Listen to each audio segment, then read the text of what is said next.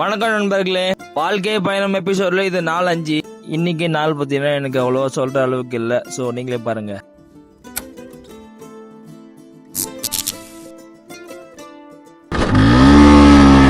நான் ஏதோ இவனுங்களுக்கு விரோதியுமே துரத்த ஆரம்பிக்கிறாங்க. உள்ள போனோடனே தம்பெல்லாம் எடுத்துட்டு எனக்கு எங்கெங்கெல்லாம் வழி இருக்கு சொல்லி செக் பண்ணி பார்த்துட்டு இருந்தேன்.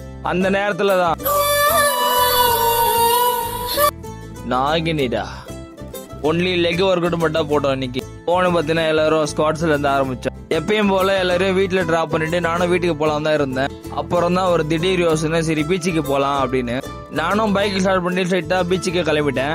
அங்க போனதான் பாத்தீங்கன்னா எனக்கு மிகப்பெரிய ஒரு தப்பான முடிவு எடுத்துட சொல்லி தோணுச்சு. ஏன்னா பாத்தீங்கன்னா சரியான வெயில் இன்னைக்கு காலையிலேயே. அந்த வெயிலையும் பாத்தீங்கன்னா சரி நம்ம பின்வாங்க கூடாது சொல்லி போயிட்டு உக்காந்தாச்சு மொட்டை வெயில போயிட்டு. இந்த மெரினா பீச்சில் மட்டும் தான் எப்ப பாரு கப்புள்ஸா இருக்காங்க.